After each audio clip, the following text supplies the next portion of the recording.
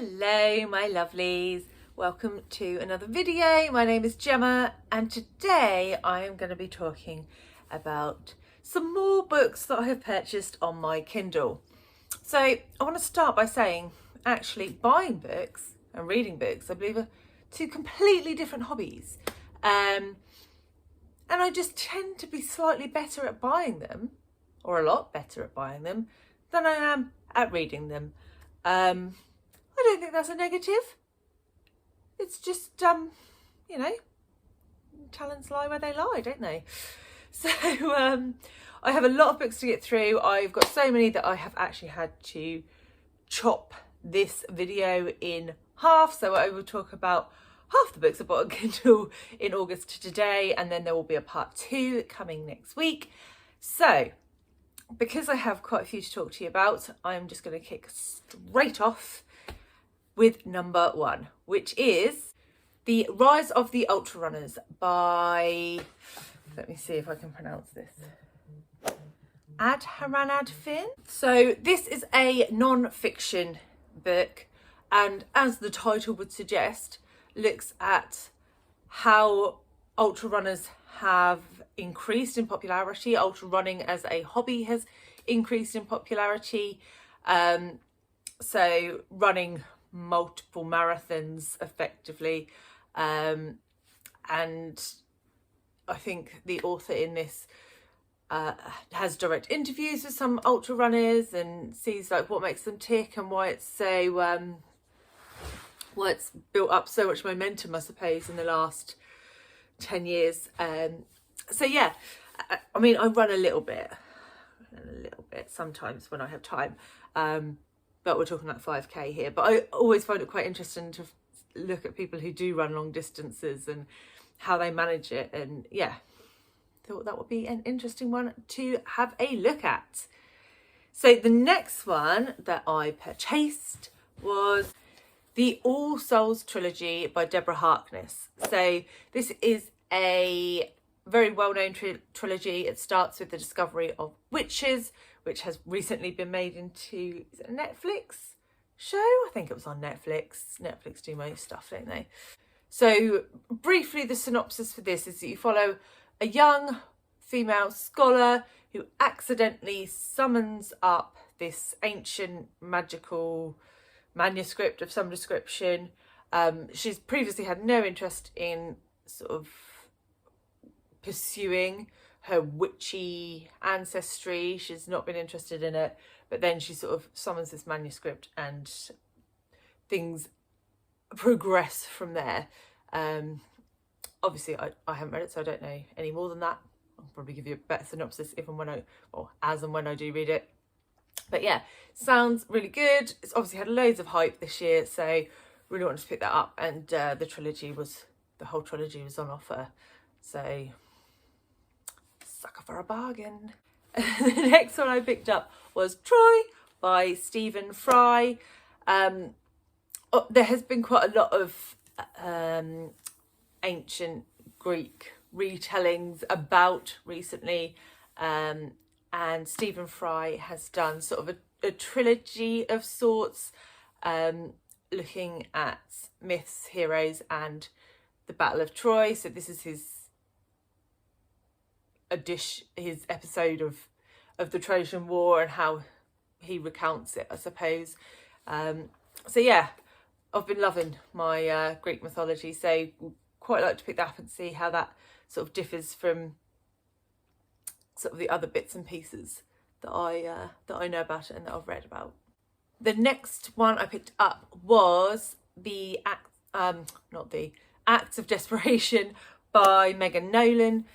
So I don't know a huge amount about this book. I think it's a trilogy. I think there's 2 others after this. I think it was also nominated for either the Women's Prize or the Booker Prize, I can't remember.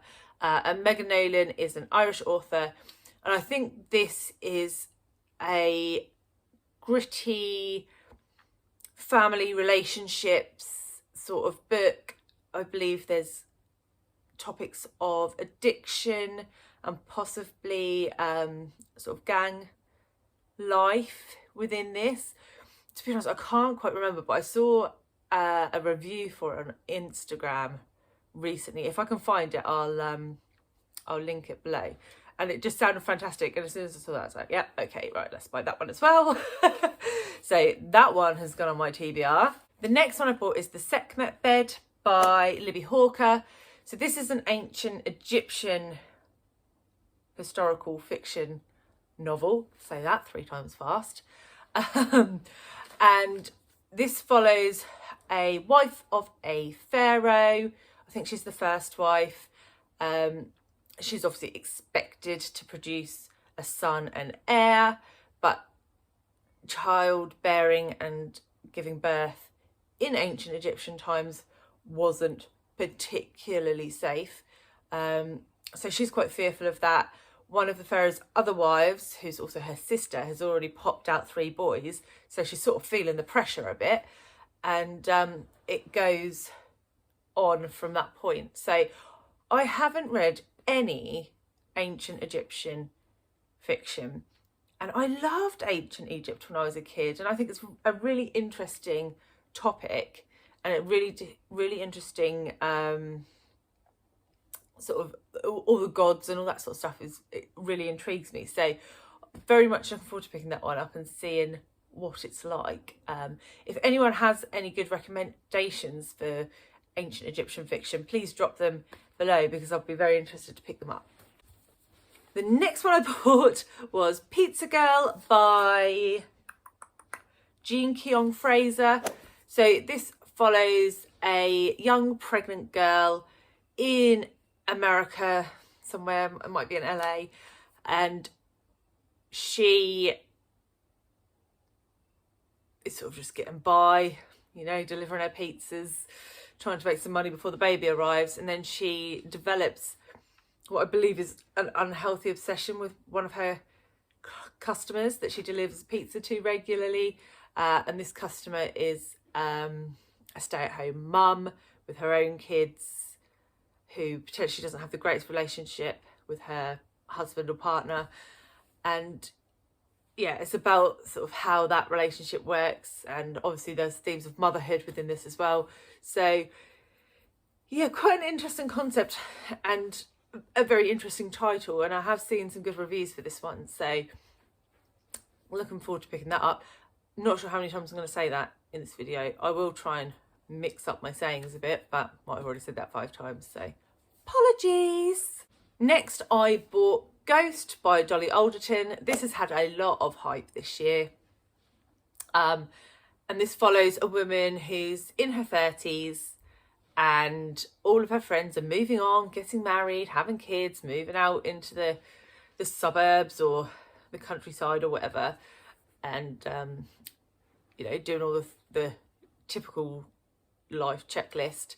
And life hasn't really worked like that for her. She's not at that point in her life, and she meets a man, and possibly that's the way forward. So I think this is just a real look at the reality of life for a lot of people who feel some sort of pressure to conform to society norms. And yeah, so interested to see what that's like, because it could go one of 2 ways, let's be honest. It could be really good and insightful, or it could be dull as dishwater. But I will give it a go because it has had a lot of hype, and who doesn't love hype? The next book that I purchased was The King's Concubine by Anna O'Brien, and this follows an orphaned girl who is brought up in a convent and basically sacks off the church to become the concubine to King Edward III, I believe.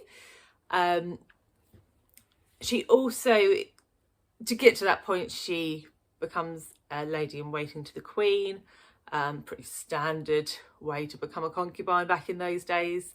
But she becomes a confidant to the Queen and obviously mistress to the King, and it's about how she manoeuvres between those 2 positions, because it's obviously not a super safe position to be in, and we go from there. So yeah, I quite like my sort of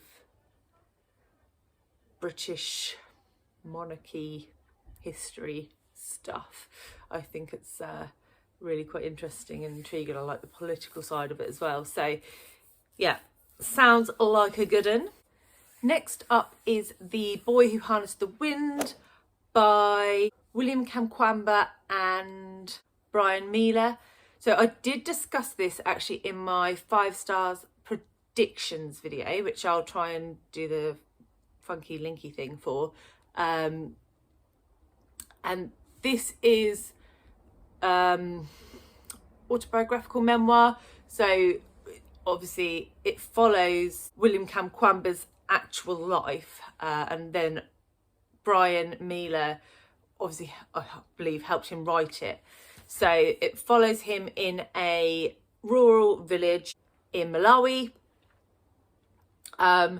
It's pretty destitute. There's lots of famine and disease, and it's a really tough place to live. And Kamkwamba reads a book about windmills and tries to bring that to life in his village, to supply his village with electricity and running water through wind turbines, water turbines, that sort of thing. It is, I think it's either on Prime or Netflix. There is a movie adaptation of it, but it sounds really affecting, heartwarming, insightful, probably upsetting in places, but I think it will be a really empowering read, an important read. I also purchased Summer Water by Sarah Moss. This got quite a lot of hype last summer. Was it that long ago? Where is the time going? So this one follows, I think it happens over the space of one day, and you've got 12 families at a sort of cabin park or campsite or something along those lines, pissing it down with rain, and they're all sort of sat around observing each other, and then some sort of event, drama, tragedy occurs, and tensions start to rise, and sort of these observations that they've been making of each other sort of come to the fore. So it sounds really interesting, and I quite like those kind of books that take place over a short space of time, and you're just getting snippets from different people, so you don't quite know, because everyone's everybody's sort of an unreliable narrator in their own way. So yeah, so it could be interesting. It could be interesting. And I've never read any Sarah Moss before, so I think it would be a good place to start. Next up, we have The Amber Fury by Natalie Haynes. If you've seen any of my other videos, you'll know that Natalie Haynes has very quickly become one of my favourite authors after reading both Pandora's Jar and 1,000 Ships this year. This was one of her earlier works, if not her debut, and this follows a young woman, a teacher, who stuff is not going very well in her own life, so she moves up to Scotland and is employed by a pupil referral unit. So she is teaching kids that have got sort of serious behavioural and or psychological issues. They can be quite violent, quite aggressive. They've been kicked out of school. They're struggling kids. And she teaches this one class of sort of 5-ish, sort of really challenging kids. And she tries to teach them through Greek myth, through the Greek tragedies. The trouble is they take all the more brutal, bloody aspects of it and sort of roll with it that way. And then things start to go wrong from there, and yeah, I think it gets a bit dark. But I'll be honest, I hadn't even read the synopsis before I clicked there. By now, it's too easy to do, isn't it? When you just go, yeah, okay, I'll have that.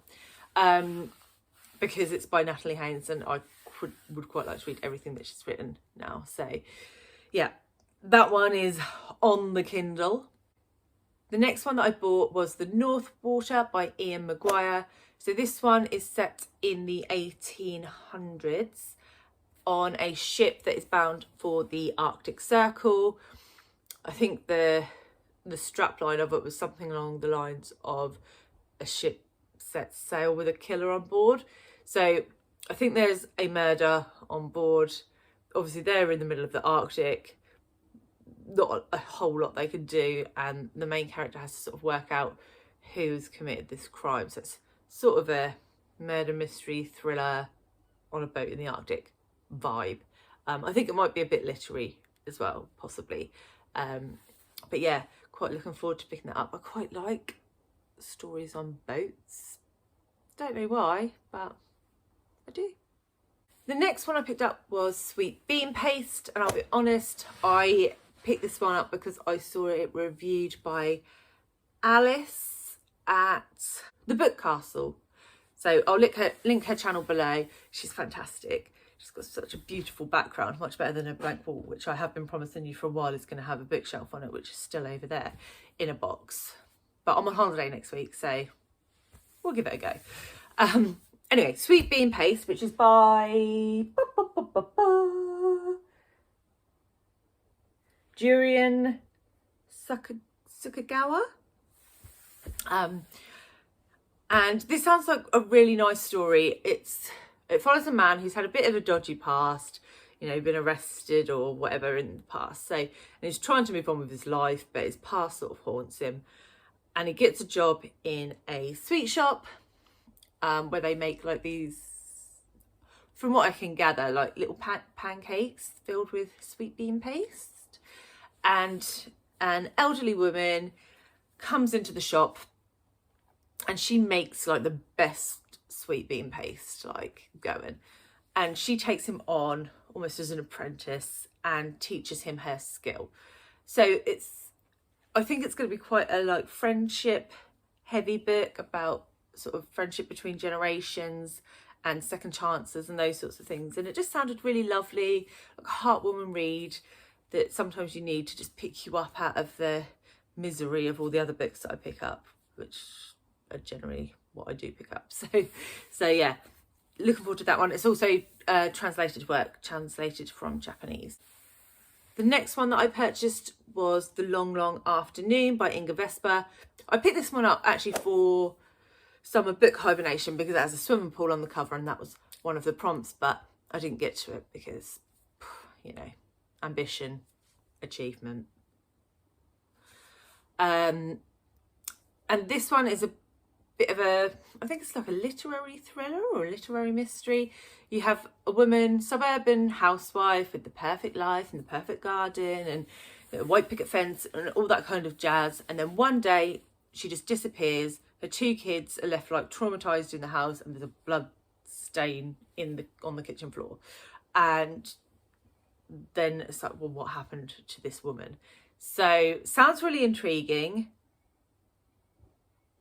And yeah, I will pick it up. Obviously, I haven't picked it up yet, which I was hoping to have done. But one day, maybe if the swimming pool comes up next year, I could save it for that. We'll see. Hopefully, I will pick it up soonish. And the last one that I'm going to talk to you about today in part one is Howls Moving Castle by Dianna Wynne Jones. So this is a classic, modern classic, and I believe it's a children's book as well. I don't read a huge amount of children's books, or not sort of middle grade books. My eldest son is old enough to read to himself now and doesn't want me to read to him. And my youngest son I read picture books to him, so this sort of doesn't fit in either camp. But from what I can understand, a girl is cursed to become an old woman, and the only way she can undo the curse is to get into Wizard Howl's castle, which is on a hill, and the castle moves. That may be the worst synopsis of a book and this book ever given, but you all know, you know what I mean, right? well, I know what I mean. So yeah, so that one I'm quite looking forward to picking up. I also saw that recommended on Rose Sheen's channel, Sick of Reading. I will also link her details below. And I think she has read it twice this year because she loved it so much. So let's give that one a go. So yeah, so I'm gonna wrap it up here so that you don't have to listen to me waffle on for like 45 minutes, which is what it would be if I did the other 15 books that I have to talk about. So yeah, thank you all very much, guys, for listening, and yeah, stay tuned next week for part 2. Okay, bye guys.